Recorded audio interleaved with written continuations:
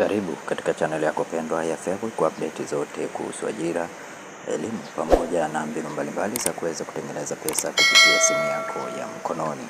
Katika video leo tutakwenda kuangalia nafasi za kazi halmashauri ya wilaya ya Kyela, na nafasi ambazo zimeweza kutangazwa ni dereva daraja la pili, nafasi 6.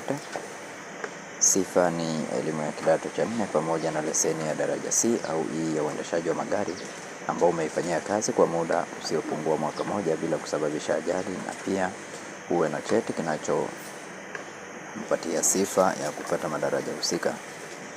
Ngazi ya mshahara ni TGSB. Nafasi nyingine ni mwendesha ofisi daraja la pili, nafasi 2. Sifa ni elimu ya kidato cha 4, stashahada NTA level 6 ya uhazili Secretarial Studies katika chuo kinachotambuliwa na serikali. Aidha uwe mafaulu somo la hati mkato, shorthand Kiswahili na Kiingereza maneno 80 kwa dakika moja, na pia uwe umepata program za kompyuta za ofisi kama vile Word, Excel, PowerPoint, internet, email na publisher kutoka katika taasisi au vyuo vinavyotambulika na serikali. Mshahara ni TGSC.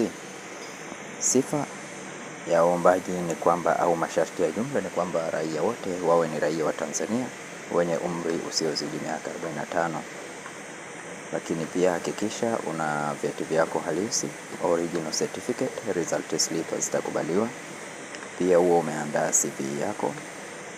Lakini pia hakikisha una cheti chako cha kuzaliwa kilichothibitishwa na mwanasheria au wakili.